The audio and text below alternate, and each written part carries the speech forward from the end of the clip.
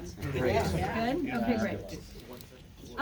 Thank you all for joining us today. My name is Buffy Wicks. I am chair of the Appropriations Committee and also chair of the Select Committee on Permitting Reform.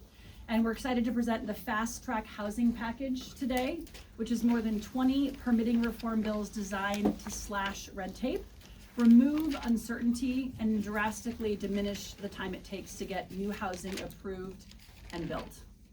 This package is a bicameral, bipartisan effort of legislators who are dedicated to making sure government works for the people that we serve. And I can't imagine a better way to show that we are working for people than by making housing more affordable. Housing is the #1 expense in almost every single household in California. And lack of housing affordability affects every other aspect of our society, from health to schools to the economy. I'm not gonna lie, a lot of the bills in this package are extremely unsexy. That's just the nature of permitting reform. We are getting into the weeds of the process to find those touch points where things just simply aren't working, where the law is unclear, or there's redundancy, or it takes too long, or where it's just too easy to get to know. When it comes to housing production, we need to be getting to yes, and that's exactly what these bills do. The people of California have been crystal clear.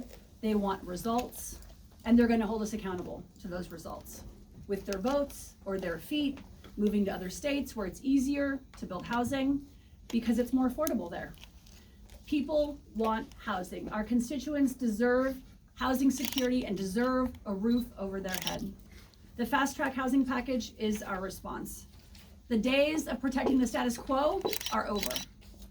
We can get to yes, we can build the housing that we need, and we can get government to work to meet the needs of our people and our constituents. Now, to explain the systematic nature of this package and to discuss his bill to remove roadblocks for housing projects even getting into the door is my dear friend and our fearless leader in housing, our housing chair, Chair Haney. Thank you. Thank you all. Thank you so much, Chair Wicks, for your leadership and pulling us all together and to doing this in such a thoughtful way. This bill package, of course, is a result of an extraordinary amount of research, of listening to folks all over the state, of really deeply investing her time in understanding what's happening out there and coming up with solutions. I'm very proud to be here as the chair of the Housing Committee in the Assembly, supporting a set of bills that will confront what is without a doubt the biggest issue and challenge facing Californians. You can ask anyone in our state, wherever they live, whether that's San Francisco, San Diego, Bakersfield, everywhere in between, that housing is far too expensive. The rent is too dang high. The costs of homes here in California are twice the median nationally. Californians take on a greater burden when it comes to paying rent or paying the mortgage than nearly anyone else, anywhere else in the country. And there's a reason for that. It's pretty simple. We don't have enough homes in California. There is a massive housing shortage in our state, millions of homes short to meet the needs of Californians, and they experience that every day when they pay the rent and when they look at the burden they take on to afford housing. We need to fix that, and we need to fix it by making it a lot easier to build homes in California. It has to be faster, it has to be cheaper, and we have to move with a level of urgency that is unprecedented. This was an issue before we lost over 15,000 structures in Los Angeles, where we are now seeing the ripple effects of that all over California, and this is about taking action on that. Here in California, it is harder to get homes built than nearly anywhere else. The average time it takes to build a 5 or more unit building in California is 23 months. For a single family home, the average is nearly a year. That is far too long, and at every step of the process, there are unnecessary delays, there are roadblocks, there are bureaucratic hurdles, there are ways in which laws that have been passed here in the legislature have huge loopholes that folks are taking advantage of all over the state to say no to housing. We desperately need everywhere in our state to say yes to housing and to get out of our own way and actually allow this to get done. I have one of the bills in this package that deals with the very first step in many cases, the front end of this, the process by which you simply apply for getting a home built can vary county to county, city to city, and in some places, the requirements for simply applying to build a home are so onerous that they can take years just to get the application completed. They're complicated, they're complex, so we're gonna create a universal standard application for home building where there's a set of things that should be required everywhere. Require those, be transparent, be upfront, and let's not have just that first step be a huge part of the delay. And what you're gonna hear from today is that it's not just the application, it's every step of the process. There are reforms that these leaders who are here today and the other folks who have stepped forward as part of this package have stepped up and said, we can do better at every stage. From the application, to environmental review and CEQA, to entitlement, to post-entitlement, to legal rights and enforcement. At every level, there are reforms that can help make sure we shorten that timeline of how long it takes to get homes approved and built in our state, and that people experience that in lower rents, more choices, more affordability, and homes that actually are fit for them and their families. That's what this is about, and I'm so grateful for the leadership of Assemblymember Buffy Wicks and all of the legislators who have stepped up to lead as part of this process. And I want to introduce the next leader in that, who's going to speak from, as I said, a Los Angeles perspective, and who has stepped up in so many ways to lead on housing. Very grateful for her leadership in this space, post-fire, pre-fire, in every single thing that she does. Assemblymember Tina McKinnor.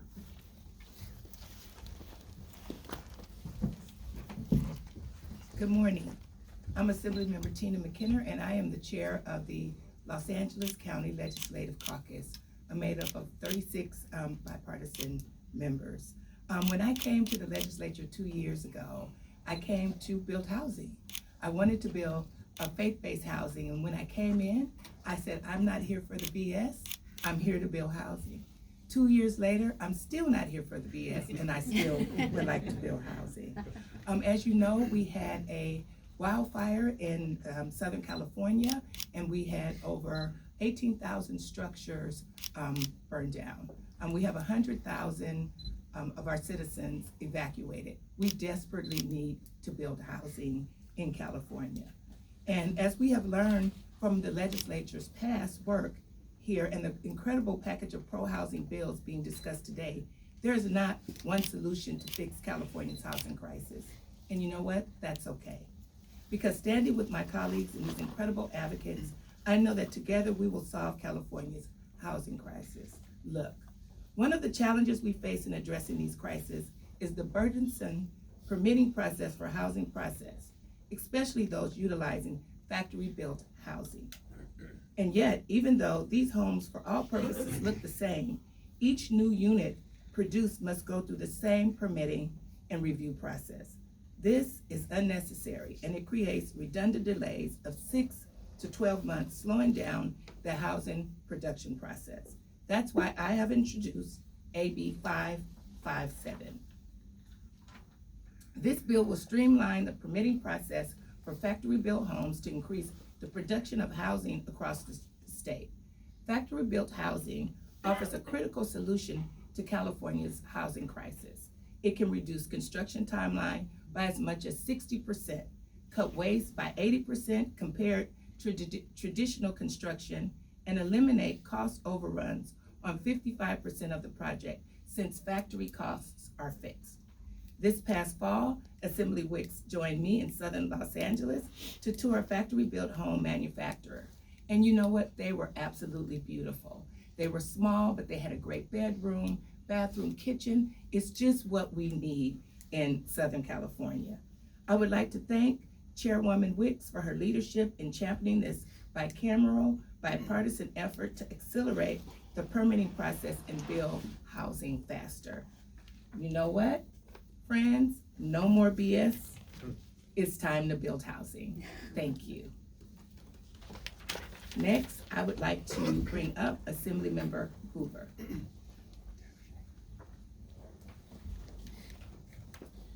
Thank you, Assemblywoman. I am proud to be here today with a bill in this package, AB 1308, that will streamline the inspection process for housing. And I really want to emphasize here today, the reason that I am here is to really emphasize that this is not a partisan issue.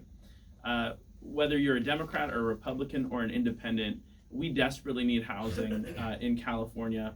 Californians of all parties, of all walks of life, are struggling with the cost of living right now in California. And anytime that I am talking to young people in my district, housing always comes up as the #1 topic for them, that they really feel like they will never be able to afford a home in California. And to be honest with you, that makes me sad, because housing is truly the key. Owning a home is the key to building generational wealth. And I want California to be a place where my kids can one day afford to live, to purchase a home and to raise their families here as well. I think that's what everyone on this stage wants, whether you're a Democrat or a Republican. We have to get to work on this. We have committed as a state to do better on this issue, and we have failed to take the action that is necessary. I think this is a critical step in making a huge change to that, and I am proud to be a part of this group. Do you have the list? Sorry, I don't have it in front of me here. Okay, so, and with that, I would love to invite up Assemblymember Juan Carrillo. Good morning, everyone. I'm Juan Carrillo, and I'm honored to serve as the Assembly Member for 39th Assembly District, representing communities across Los Angeles County and San Bernardino County. First, I want to thank Assemblymember Wicks for her leadership, dedication to bring us together and ongoing work in this space. Our presence here today underscores the urgency of this issue and the collective action needed to create real solutions. We are here today because California is facing an unprecedented housing crisis, as you all know. One that has left too many people without a home, is struggling to afford rent, and unable to achieve ownership, as previously spoken.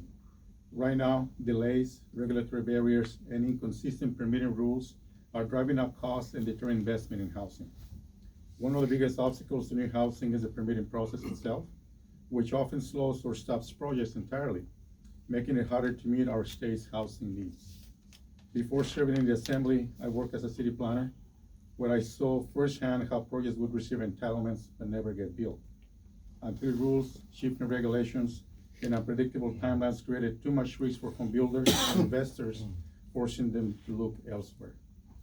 In California, if California doesn't fix its permitting system, we will continue to lose housing investments to other states that offer a more predictable and efficient process.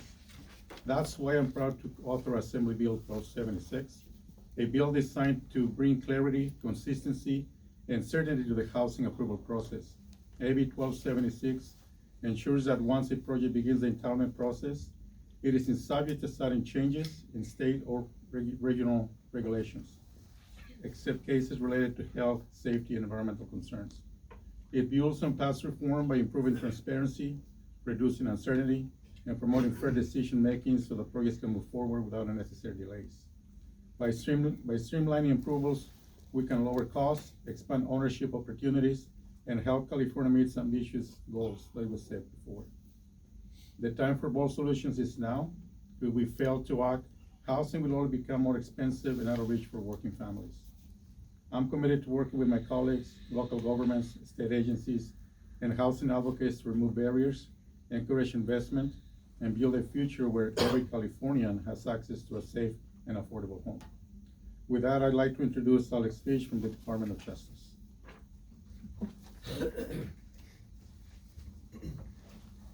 Thank you, Assemblymember Carrillo, and thank you, Assemblymember Wicks, for your leadership as chair of the Select Committee on Permitting Reform.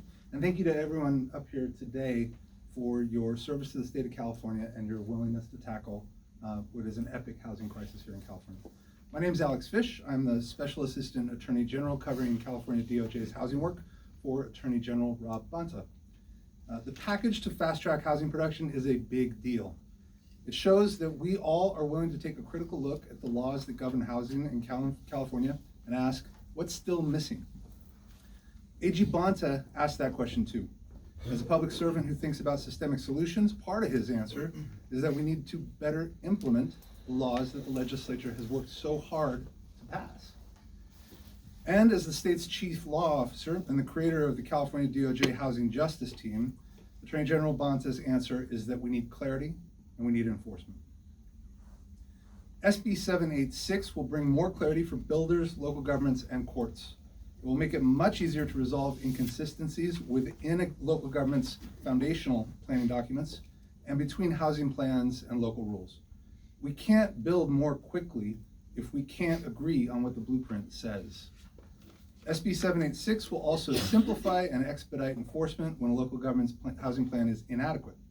Clarity on the rules and the consequences means more effective enforcement, and that's going to mean better implementation, and soon it'll mean more homes and more affordability. Attorney General Bonta is proud to sponsor AB 786. Very grateful to Senator Jesse Eregin for partnering and authoring the bill, and it's now my great pleasure to introduce Assemblymember David Alvarez, who I know has done the homework because I saw him with a book. I wanted to hand it to him.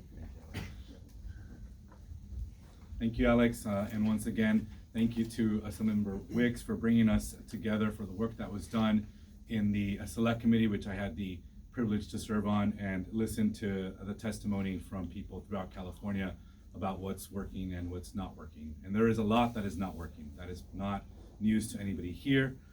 There's a reason why we are still over several million, couple million homes short of meeting the goals that we need to meet in order to house all of Californians. In fact, by 2030, the expectation is to build 2.5 million homes. We are nowhere near close accomplishing that. So I'm proud to stand here today to support the fast track housing package, all of the bills that are here before us today.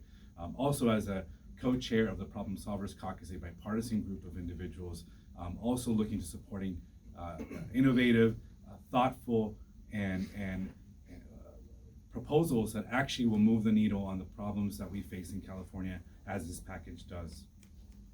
The truth is that there are goals that have been adopted, but only a fraction of those goals have been accomplished, and that falls on all of us, from local government to the state. Reaching our goals will only be possible with the concerted efforts of state and local governments actively working to implement housing laws and best practices. Right now, too many local governments say one thing in their housing plans and do something completely opposite once they get the state's approval. We have examples of cities adopting new fees, more discretionary permits, new rules, new regulations, new development conditions. And while technically those are legal, they have a cumulative effect of blocking homes from being built, and that is the intent.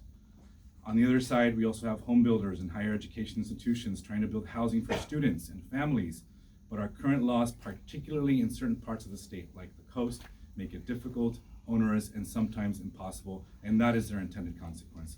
Those laws that are currently on the books are part of the problem. In order to solve this problem, we do need to take an approach as is being presented here today. Someone recently asked me, and you may be asking yourself today, well, you've tried to do this in the past, why is this different? I don't think you've ever seen a group of legislators like the one we have before us here today. We are united in ensuring that we build the housing that is needed in California. Many of us already have a proven track record of pushing this agenda forward for the last couple of years, and this year is an even bigger year, and I'm looking forward to success. I know we will be successful in making sure that we deliver to Californians the housing that they so desperately need.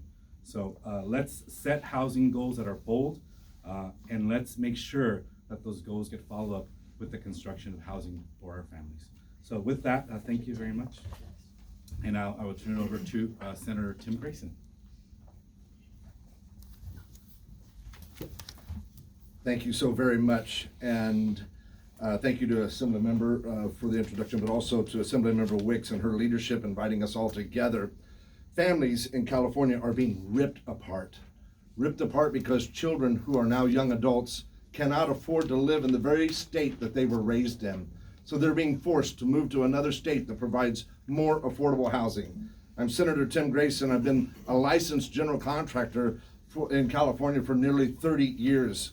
And I bring to Sacramento firsthand experiences of how it is to build a home in California.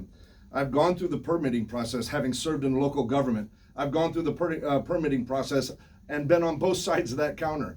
As a general contractor, I know what it's like to go through all the obstacles and trying to figure out all the different fees that were being added on and the timeline. And speaking of time, time is money. And it drives up a project. There's nothing that drives up a project quite like uncertainty. We need to find more ways. We need to find more ways to get homes built faster, but also find more ways for homes to be built in an affordable manner. Some of those ways really aren't terribly complex or even difficult. I've worked hard to bring more transparency to the process to help ensure that developers and home builders know up front what are those fees and what are they going to be and how are they assessed to projects, and then their timelines for the permits and how long will that be. SB 328 is my latest endeavor to furthering these goals. These changes of the law can dramatically affect our ability to build more quickly and more affordably. So I'm proud to be partnering with Assemblymember Wicks and many of my awesome colleagues that we have up here today, but it's between both houses. Both houses have to come together in partnership with our local partners in government to be able to deliver for California the very important and much needed housing that we all need and are looking for. We're partnering as a state with local governments, and we need those local governments to also partner with developers and with builders. And by improving and streamlining the permit processes, we can strengthen communication between local governments and builders, address costly delays, reduce unfair financial burdens placed on those new developments, and support California's goal for building more homes for families of all income levels. And we can do all of that while being responsible stewards of our land and protecting our environment. Thank you again for allowing me to be a part of this awesome group. Assemblymember Wicks, back to you. Thank you.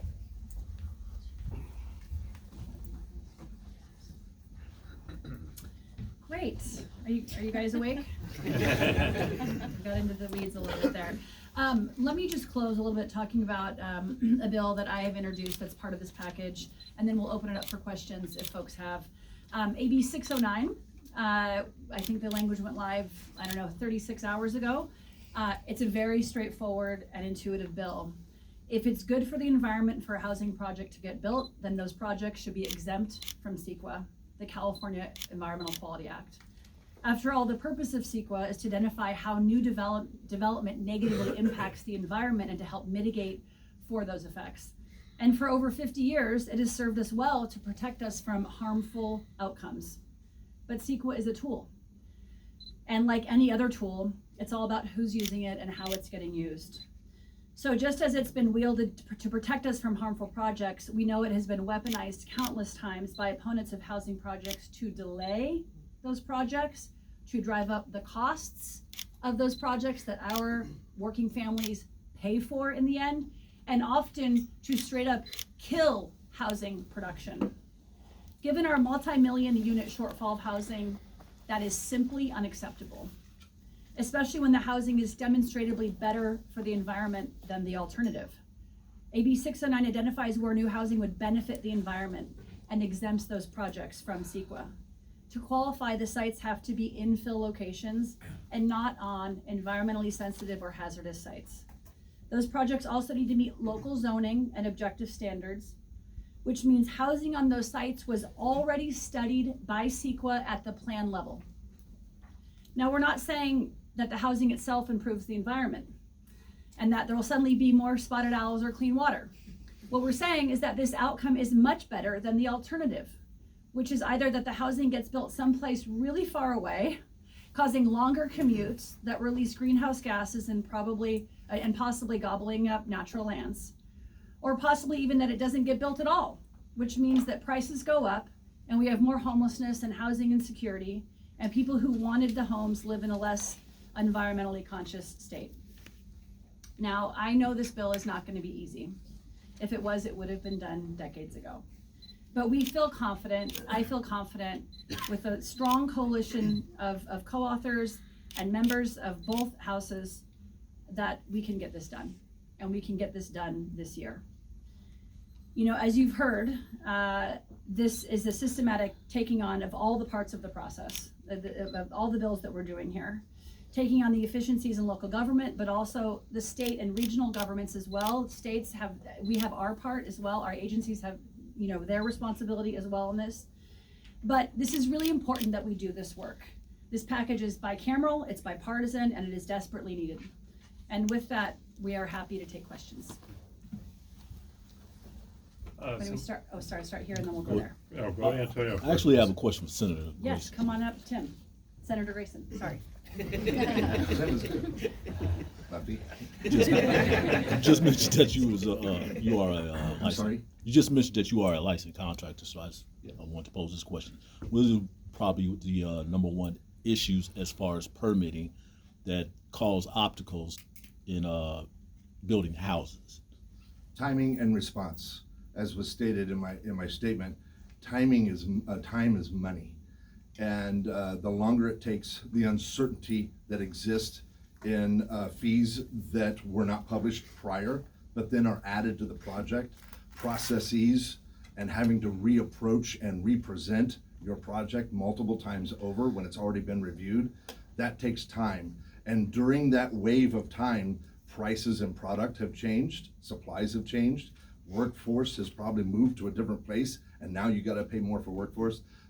Time is everything when it comes to being able to find an efficient and effective way to build housing. And what would be the ballpark figure of those fees, ranging from this amount of dollars to this rising cost? So you'll find those timeframes as they're being negotiated now. You'll find those timeframes in our bills as we begin to move them forward. Anything from a 60-day review for a certain size project to 120 to 180-day review in certain cases, depending on the project. There are appropriate industry times for which we can depend on, and just making sure that it's published and everybody knows what the timetable is going to be. Thank you. Assemblymember Wicks, I haven't seen the final report, so if this number's in there, apologize for that. But do you have any idea, has there been any cumulative assessment of how big of a dent in this 2.5 million home shortfall these bills could make if they cumulatively pass? Do you have any idea what that number could be? Yeah, we don't have that data in specificity.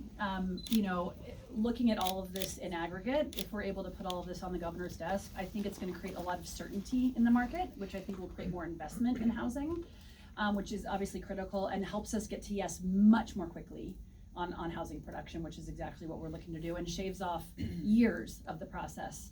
And as Senator Grayson said, time is money often, and we've had so many circumstances of projects that have simply run out of time. The market has changed, the interest rates have gone up, all these different competing factors, because our regulatory hurdles prevented us from actually fast tracking that housing. So I don't have a specific number for you.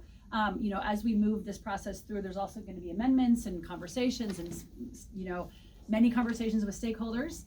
Maybe not everyone's going to align with us on our philosophy of doing this, and so that'll also be part of the conversation. But I think we're all dedicated and driven here to getting housing going as fast as we possibly can.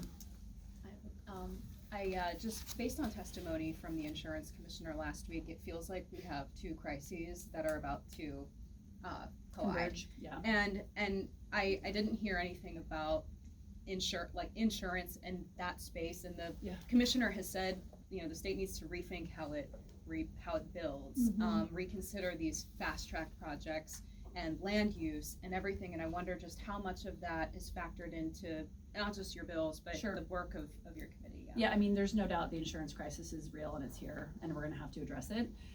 It's also how you build is important. I know there's a package that's being voted on, I believe, next week or soon, and there's bills in that space that address a lot of this. And there's, I know Senator Schultz is doing the bill that holds on building codes except for fire prevention, right, health and safety. And so I think those things are really important. I think, when you look at homes that have been truly hardened, you have a much higher rate of success.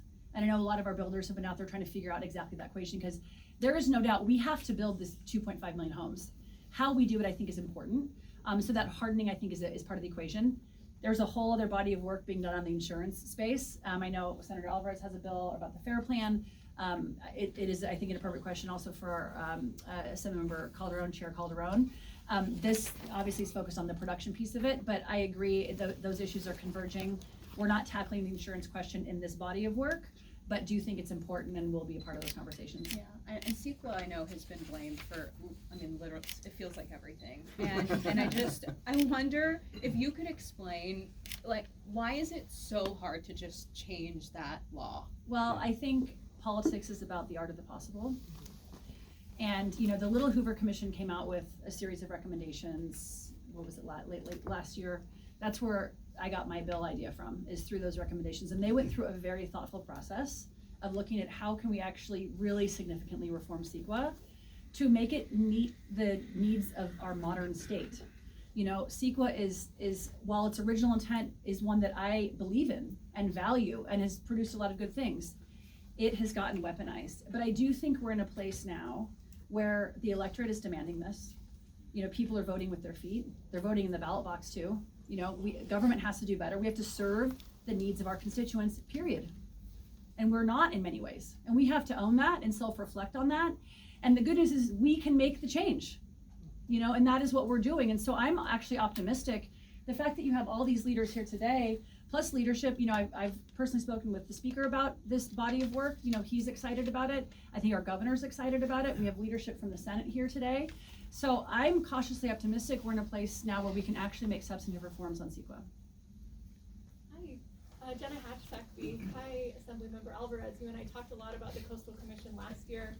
So my question is for you, but also Assemblymember McKinnor, because you represent Los Angeles, and there were so many structures in Los Angeles within the coastal zone that were destroyed. And so I want to ask if you're concerned about the influence, similar to CEQA, that the California Coastal Commission has over coastal development, and if you're prepared to work with the commission or maybe take an aggressive stance to push back against the commission with these bills.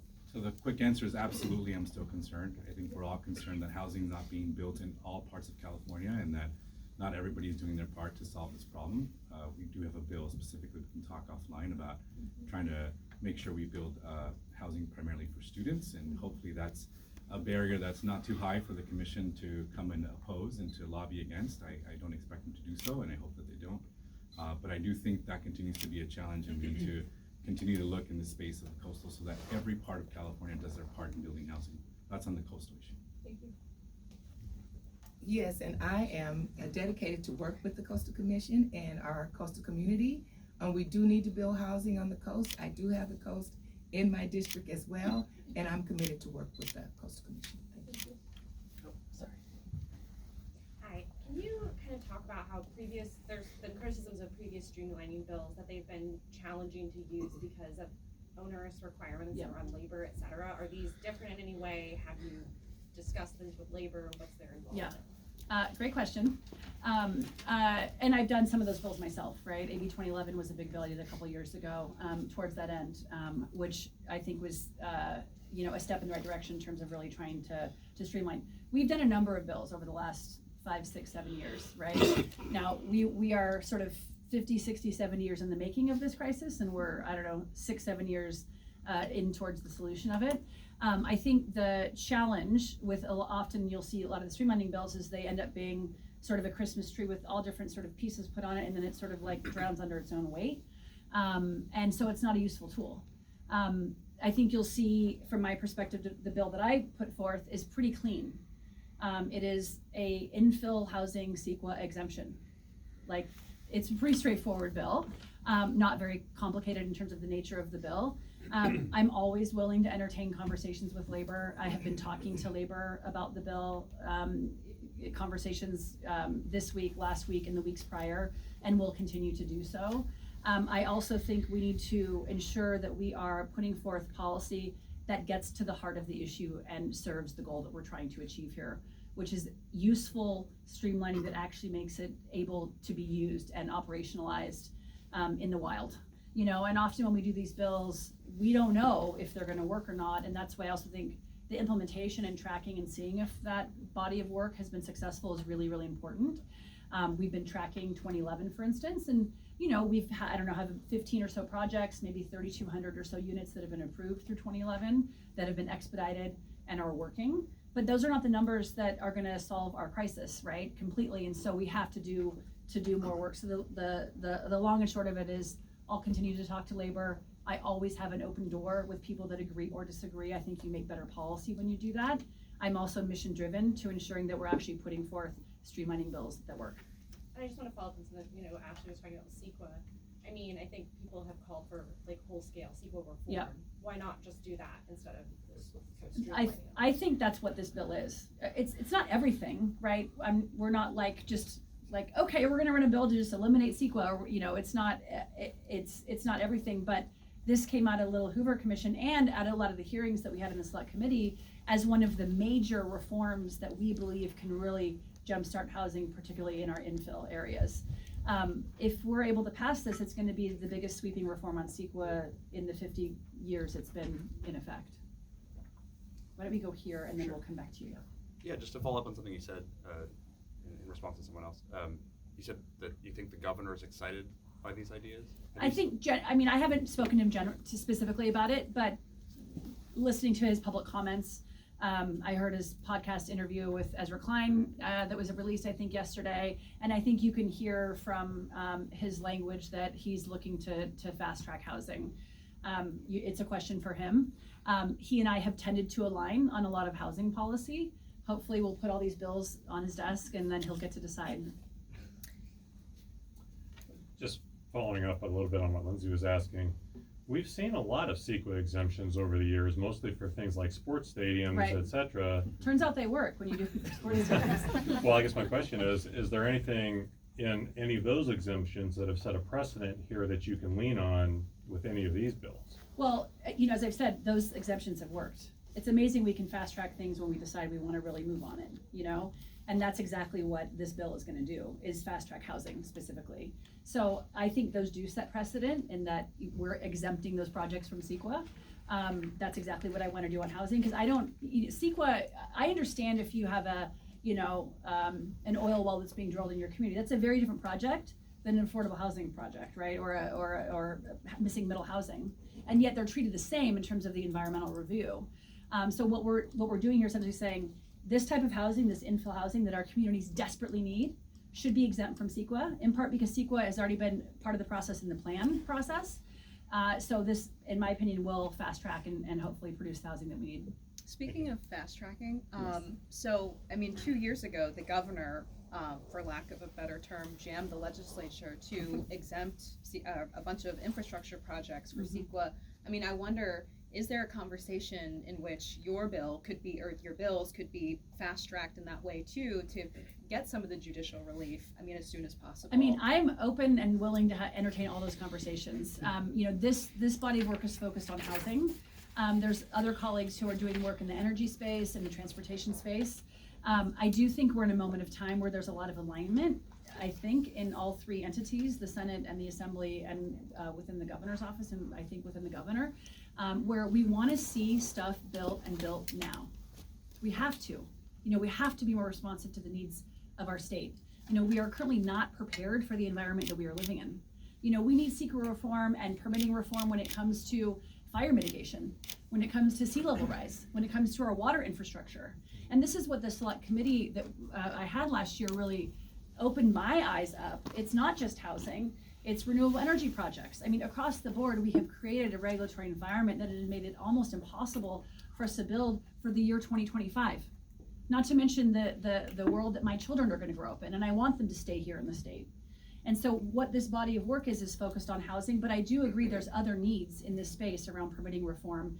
And I don't think we're gonna solve all the problems this year, I wish, but I do think there's more conversations to be had this year and in years future around the other broader pieces of permitting. Sorry, but I meant that should housing and the exemption from CEQA be fast-tracked this year? Oh, I see what you're Is that a saying. conversation that should be had? Oh, interesting. The governor Yeah. was able to do it for these infrastructure projects. Yeah. Why not yours? Yeah, interesting. I'm always willing to entertain those types of ideas. Let's fast track it. Let's go up to the next Yeah. floor.